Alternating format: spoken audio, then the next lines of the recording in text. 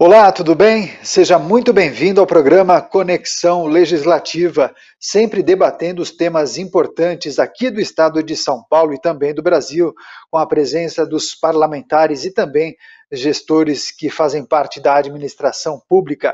Hoje, meu convidado é o deputado estadual Carlos Gianazzi, do PSOL, a quem eu agradeço pela gentileza da participação virtual. Muito obrigado, deputado. Muito obrigado pelo convite, Daniel. Prazer enorme estar aqui novamente na TV Assembleia.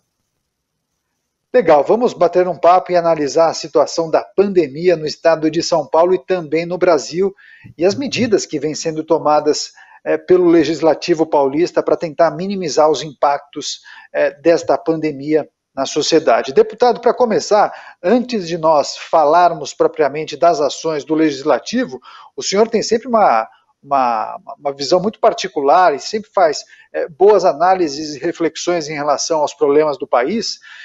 Essa pandemia, claro, pegou todo mundo de surpresa e tem impactos severíssimos na área de saúde pública, milhares de mortos, alcançamos aí o segundo lugar no triste ranking de contágio por coronavírus e também os impactos econômicos são grandes.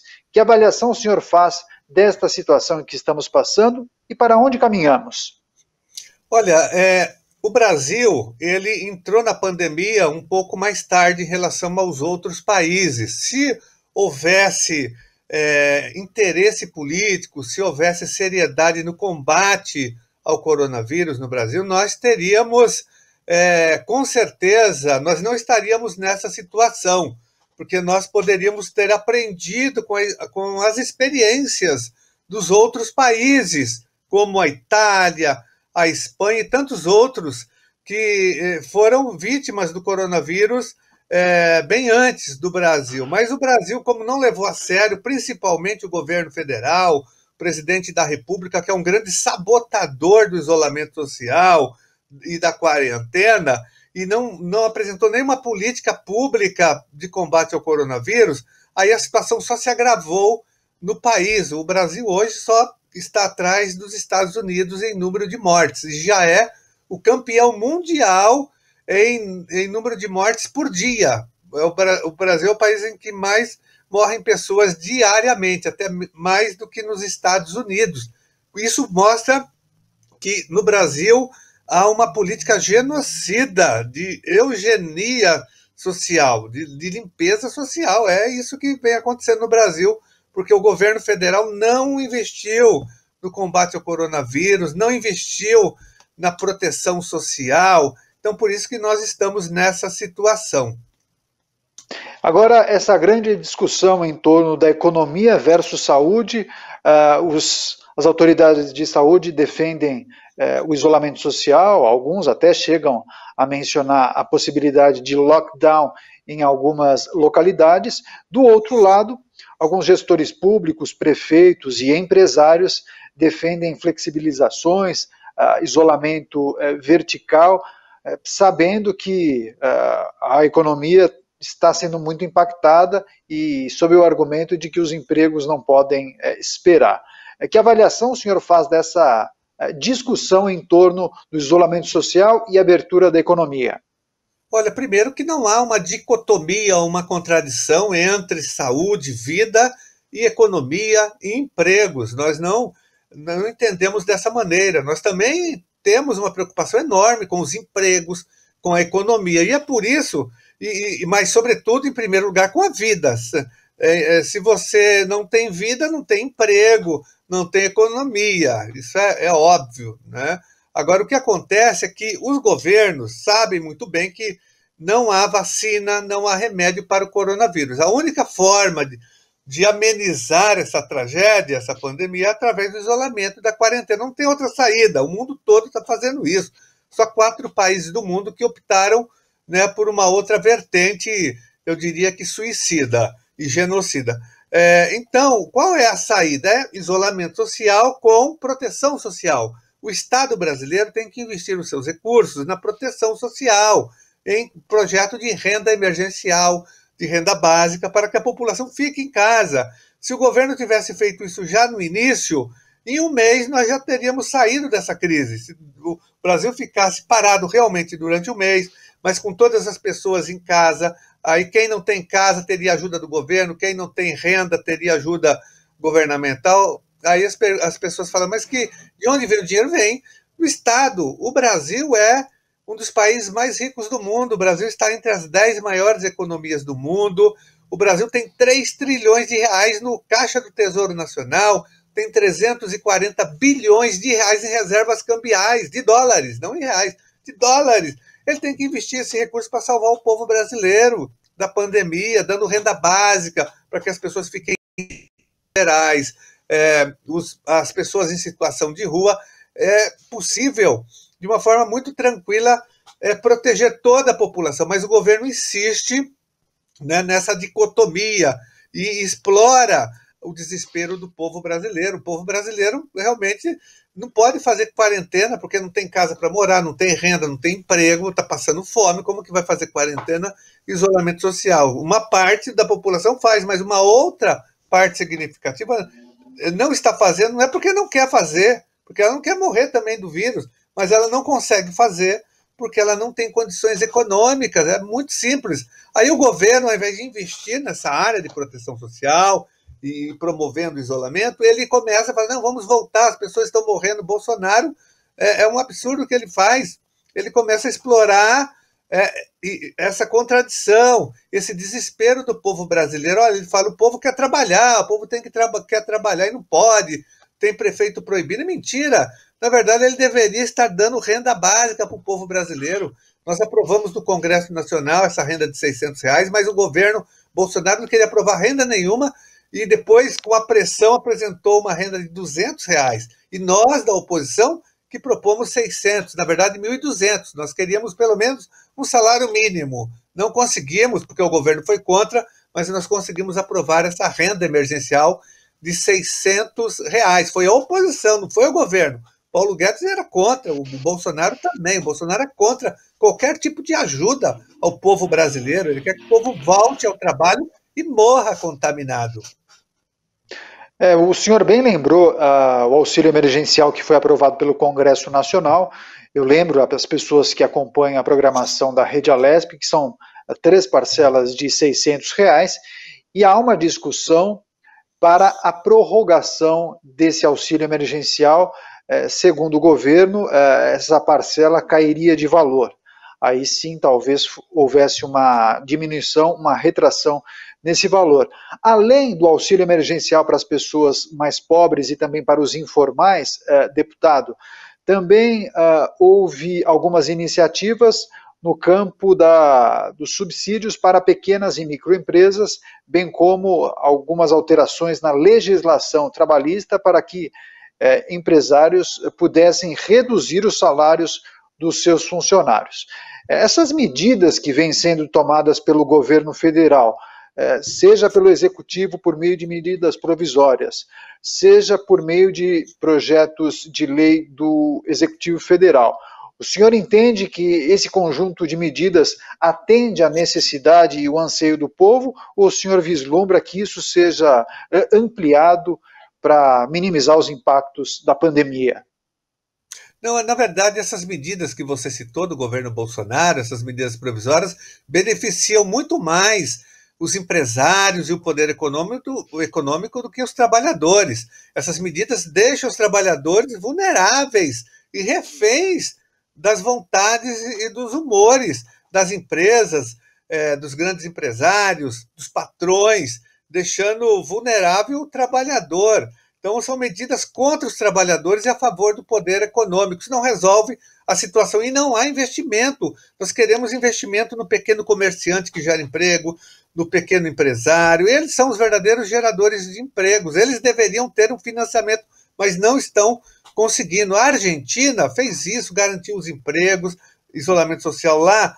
Eu faço a comparação sempre da Argentina com São Paulo. A Argentina tem quase a mesma população que o estado de São Paulo, de aproximadamente 45 milhões de habitantes. E o PIB do estado de São Paulo é o mesmo PIB do Chile, por exemplo.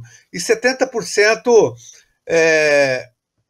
o PIB da Argentina. Ou seja, o estado de São Paulo, se fosse um estado independente, não, um país, ele seria um país como a Argentina ou o Chile. A Argentina, então, fez isolamento social, investiu recursos na proteção social, proibiu demissões por 60 dias, investiu na proteção, renda básica, e lá, na Argentina, até agora, 400 pessoas morreram. No estado de São Paulo, né, que eu comparo já a Argentina ao Chile, do ponto de vista também econômico até, e do ponto de vista da sua população, aqui nós já perdemos mais de 6 mil vidas, 6 mil almas, como se diz no hospital, 6 mil pessoas morreram porque não tem investimento também no estado de São Paulo. O governo Dória não investe nada em proteção social. E agora vai liberar, apresentou uma proposta fora de hora, uma proposta genocida, fora de hora, que ele chama de flexibilização, acho que inteligente. Isso é um absurdo total. Nós estamos atingindo o pico das mortes, o Brasil virou epicentro mundial e o estado de São Paulo virou epicentro do Brasil e da América Latina. Ele vai flexibilizar agora, não é o momento. Nós queremos flexibilizar também, nós queremos voltar ao trabalho, mas não assim, nós queremos voltar vivos.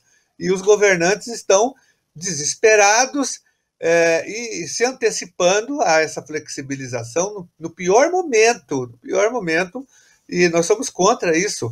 Agora, tem que ter proteção social e sobretudo, os trabalhadores devem ser protegidos integralmente, mas também, como você disse, as empresas devem ser protegidas, desde que elas não demitam, desde que elas garantam os empregos. Isso é fundamental, tem que ter essa exigência, mas, sobretudo, os pequenos empresários, micro, pequenos, médios, os pequenos comerciantes devem ter ajuda, aquela pessoa que tem uma loja no bairro, tem um bar, tem um restaurante no bar, na sua região, que tem uma loja, enfim, um feirante. Essas pessoas todas devem ser protegidas pelo Estado, também com programas de crédito.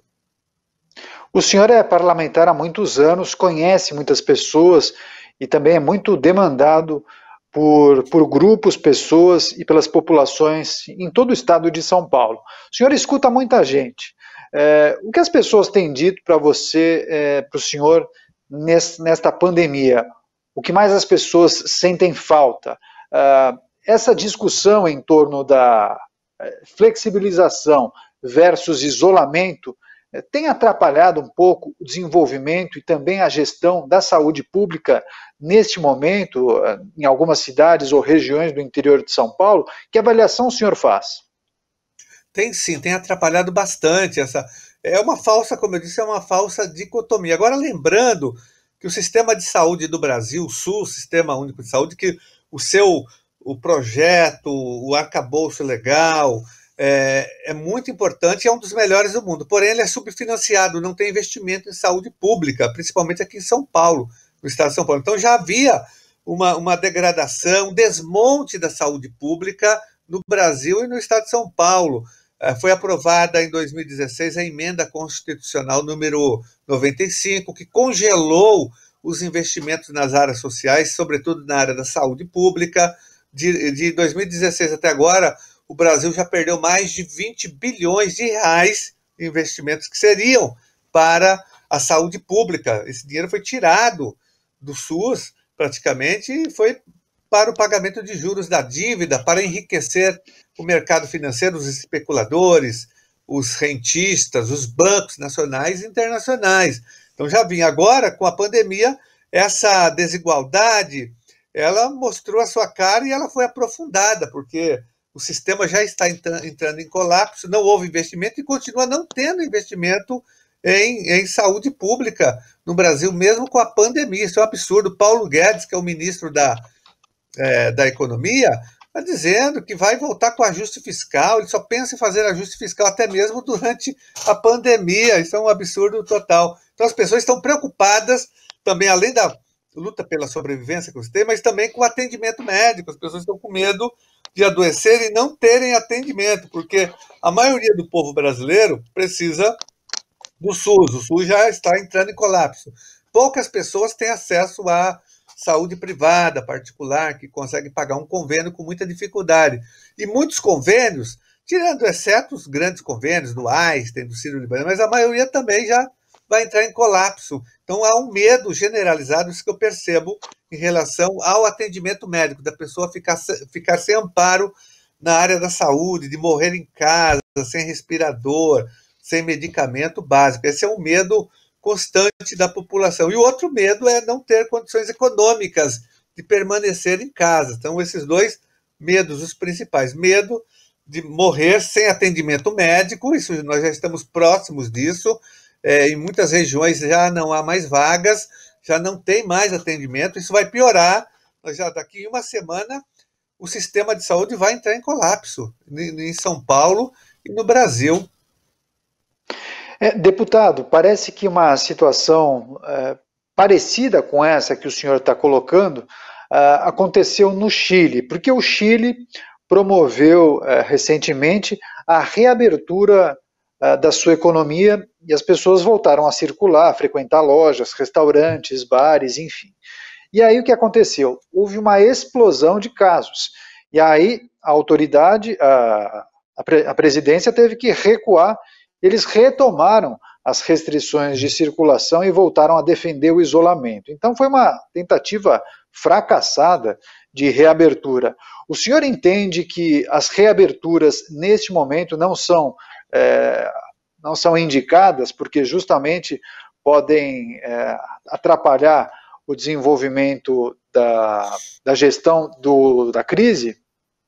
Sem dúvida, nós chegamos até aqui com a quarentena, com o isolamento, nós não podemos jogar tudo fora, na lata do lixo, por conta de pressão econômica. Os empresários, os grandes empresários, querem voltar, querem continuar com a sua acumulação capitalista, com o seu lucro. Eles não têm compromisso com a vida, vários grupos econômicos pressionando. Outro dia o Bolsonaro fez uma mini passeata com um grupo de empresários até o Supremo Tribunal Federal para pressionar o Supremo a liberar. Né? Então, a gente não pode entrar nessa. O empresário que está defendendo a volta ao trabalho, ele não vai se contaminar, ele não anda de metrô, ele não anda de trem, não anda de ônibus, ele não anda nas ruas, está protegido, ele e a sua família, então ele quer que o trabalhador volte e morra. Né? Ele não tem nenhum compromisso com a vida e com os trabalhadores. Agora, os governos não podem ceder a essa pressão, os governos não são representantes, não podem ser representantes do poder econômico, mas da população, e tem que fazer a defesa da vida. Então, a flexibilização ela tem que ser feita no momento adequado. Inclusive, nós temos informações que os médicos que compõem, uma boa parte dos médicos que compõem esse comitê estadual aqui do Dória, foram contra a flexibilização. Tem críticas, foi uma decisão política e econômica, e não de saúde pública. Então, o Dória está rompendo com o seu próprio discurso, diz que vai pela ciência, né, pelas orientações da Organização Mundial da Saúde. Isso é mentira.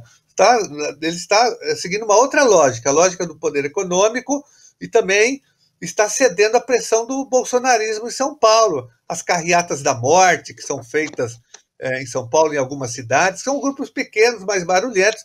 Ele é medroso, o governador é covarde e o Bruno Covas também, que estão cedendo, né? Já, como se não bastasse já o Bolsonaro, que vem destruindo tudo. Né? Tanto é que naquela reunião ministerial do dia 22, a gente percebeu claramente que o governo Bolsonaro, que o Bolsonaro e seus ministros não têm nenhuma preocupação com a pandemia, eles estavam discutindo outras coisas, atacando o Supremo Tribunal Federal, atacando a imprensa, atacando a democracia, falando em instalar cassinos no Brasil, defendendo o armamento, e as pessoas morrendo no auge da pandemia. Quem dirige o Brasil no governo federal, ministros, mais de 20 ministros, generais, discutindo outras questões. Né? Como eu disse, colocar cassino no Brasil, atacando comunidades indígenas. Aquilo foi um verdadeiro absurdo, um show de delinquência política, enquanto o povo morrendo no Brasil. E agora o Bolsonaro mostra claramente que a grande preocupação dele é proteger as milícias digitais, em proteger o gabinete do ódio, os seus filhos, atacando novamente o Supremo, que está fazendo essa investigação contra essas milícias, contra o gabinete do ódio. Mas nenhuma preocupação não se fala em pandemia. O Brasil virou o epicentro mundial do coronavírus, aqui já morreu mais gente que na China, e o presidente não fala nada sobre isso, e quando fala, ataca quem está tentando fazer alguma coisa no isolamento social, tenta sabotar o isolamento que vai levar milhões de pessoas à morte.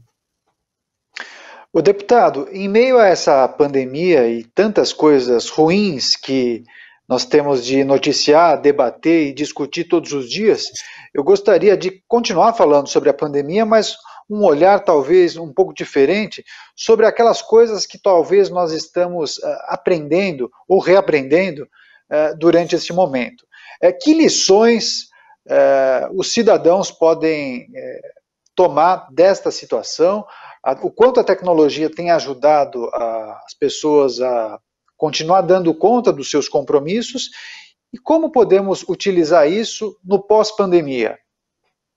Olha, um dos valores resgatados durante a pandemia, um valor que estava um pouco ou muito abandonado nesse mundo de capitalismo selvagem, de neoliberalismo, de sociedade voltada para o individualismo, foi o sentimento da solidariedade, os atos de solidariedade, as pessoas se ajudando. Então, há um movimento de solidariedade na sociedade mundial e brasileira também, que tem que continuar depois da pandemia. Isso aí eu acho que é algo importante, é uma lição. A solidariedade humana com quem está sofrendo, com quem não tem acesso à alimentação, à saúde. Então, as pessoas estão ajudando por conta própria, comitês são criados, brigadas, enfim, e as pessoas individualmente ajudando os seus vizinhos, os seus conhecidos. Esse é um dado importante. Um outro dado importante é a valorização dos serviços públicos, porque até então, até ontem, os governos atacavam os servidores, os serviços públicos, queriam terceirizar tudo, privatizar, falavam sempre do Estado mínimo, o neoliberalismo, o mercado vai resolver tudo. Agora o mercado desapareceu, o mercado não tem solução para a crise, foi embora, os neoliberais desapareceram do mapa também, quem defendia a privatização, terceirização. Agora nós estamos vendo que a população começa a perceber a importância do SUS, do Sistema Único de Saúde, que tem que ter investimento na saúde pública, dos seus servidores.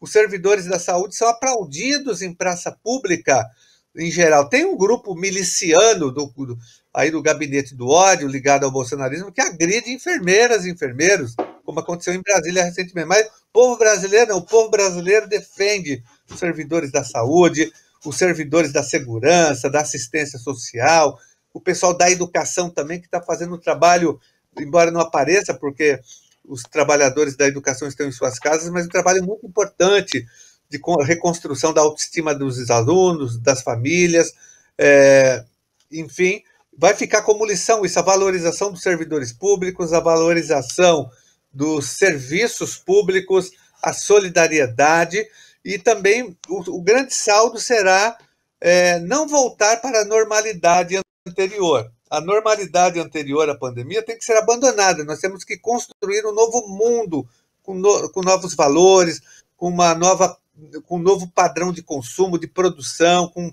desenvolvimento sustentável. Nós não podemos voltar ao que nós éramos antes da pandemia. Eu não quero voltar para a normalidade anterior. Então, é uma oportunidade importante de mudar, porque senão nós podemos ficar numa situação difícil, porque quando terminou a gripe espanhola, nada mudou. Quando terminou a Primeira Guerra Mundial, a Segunda Guerra Mundial, a crise da quebra da Bolsa de 29, então, às vezes a situação piora mais ainda, mas a oportunidade está aberta e nós queremos ocupar esse espaço e construir um novo mundo com novos valores de solidariedade humana, de justiça, de compromisso com a verdade, de compromisso com a cidadania, com a educação pública de qualidade, com a saúde pública de qualidade, com assistência social. Esse é o mundo que nós queremos com desenvolvimento sustentável, né? Nós não queremos mais veneno na nossa comida, agrotóxico. Nós queremos valorizar os pequenos agricultores, a agricultura familiar. Nós queremos um novo mundo, uma nova produção, um novo modelo de consumo que não agrida a natureza. Porque o vírus, na verdade, em última instância, só para concluir, ele é a produção da destruição da natureza, né? Desse padrão de vida que nós estamos levando, de superlotação das grandes cidades, esse processo todo de globalização, no pior sentido, lógico, a globalização, mas não essa globalização, né? Então, o vírus surge, sobretudo, do ataque ao meio ambiente. Esse é o verdadeiro motivo da propagação do vírus, o modo de vida que nós levamos. Ele tem que ser alterado radicalmente. Não dá mais para viver nessa situação. Importantes informações e reflexões trazidas pelo deputado Carlos Gianazzi do PSOL. Deputado, para encerrar, eu gostaria que o senhor compartilhasse com o público que acompanha o programa Conexão Legislativa uma mensagem positiva para as pessoas que estão aí nesta pandemia aflitos, ansiosos e também preocupados com o que virá pela frente. Olha, primeiro é importante defender a vida e a saúde pública de todos e todas. Esse é o primeiro. Depois, defender ao mesmo tempo, exigir que os governos invistam em proteção social. Não adianta falar só fique em casa, mas como ficar em casa sem recursos, sem alimentos, sem remédio, sem produtos de limpeza? Não, tem que ter renda básica. O Brasil tem dinheiro, o Brasil tem muito dinheiro para isso. Então, agora é dizer que nós vamos vencer isso com muita luta, com muita resistência. O Brasil já entrou em várias crises, saiu de várias, o mundo também. Nós já tivemos guerras mundiais, nós tivemos já a gripe espanhola, a queda da Bolsa de Valores em 29, que arruinou a economia mundial. O mundo vai se reerguendo. Agora nós vamos nos reerguer primeiro, nós temos que estar vivos para reerguer a sociedade. E segundo, que nós queremos uma nova sociedade, porque a sociedade que nós tínhamos organizado nos levou a essa crise. Então, nós temos que alterar o nosso padrão de consumo, o nosso padrão de produção, os nossos valores. A gente tem que repensar o mundo de uma outra forma, de uma forma mais solidária. Nós temos que humanizar o mundo. Então, isso é fundamental. E dizer o seguinte, o Paulo Freire, o grande educador, dizia que o mundo não é, o mundo está sendo. Ou seja, se o mundo está dessa maneira, nós podemos alterar. Nós somos os grandes produtores da história. Nós construímos a história, e não a história. A história não tem vida própria sem a nossa intervenção. O nosso destino será produzido por nós. Agora vai depender muito do povo brasileiro entender isso e cobrar dos governantes investimento nas áreas sociais. Senão a gente não vai sair desse momento histórico difícil com vida. O importante é sair com vida, com dignidade, e construindo um novo mundo. E nós vamos fazer isso. Eu conversei com o deputado estadual Carlos Gianazzi do PSOL, a quem eu agradeço pela gentileza da entrevista. Até a próxima, deputado. Eu agradeço. Obrigado. Ponto final nessa edição. Eu agradeço demais a sua companhia e audiência. E até o próximo programa Conexão Legislativa. Tchau, tchau.